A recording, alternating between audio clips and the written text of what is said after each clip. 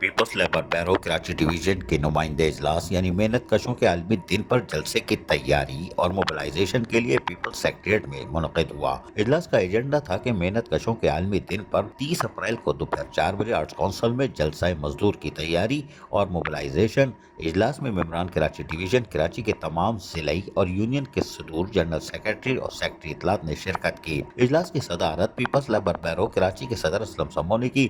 اجلاس میں مہمان کی حیثیت سے پیپلز لیبر بیرو سندھ کے صدر حبیب الدین جنیدی موجود تھے۔ جلسے کی افادیت، نظم و ضبط اور پیپلز لیبر بیرو کے جنرل سیکریٹری حسین بادشاہ نے اس موقع پر تفصیلی طور پر بریفنگ دی اجلاس کو۔ اجلاس سے حبیب الدین جنیدی، اسلم سمو اور حسین بادشاہ نے جہاں خطاب کر کے جلسہ عام کے مقاصد، افادیت اور جلسہ عام کے انعقاد کی تیاریاں اور اپنے اپنے ضلع اور یونین میں اجلاس کر کے موبلائزیشن، بینر فلیکس، جھنڈے آویزہ کر کے جلسے عام کی تشہیر اور دیگر امور پر اپنے اپنے خیالات کا بھی اظہار کیا۔ اور اس موقع پر اسلم سمو نے کہا کہ ہم مزدور کا عالمی دن شائن نشان طریقے سے منائیں گے اور مزدوروں کے جائز حقوق اور مفادات کا تحفظ جس طرح پیپلز لیبر بیرو کرتی چلی آ رہی ہے، اپنے عزم کو بھی اس وقت تجدید کریں گے تاکہ سب مل کر یقینی طور پر محنت کشوں کے جائز حقوق اور مفادات کا تحفظ کر کے یوم مئی شائن نشان طریقے سے منائیں گے۔ عزیز عارف، KBS بلدیاتی نیوز کراچی۔ ایسی خوبصورت ویڈیوز فیوچر میں حاصل کرنے کے لیے ریڈ بٹن پر کلک کر کے اور بیل آئیکن کو پریس کر کے ہم سب کے سبسکرائبر بننا مت بھولیے۔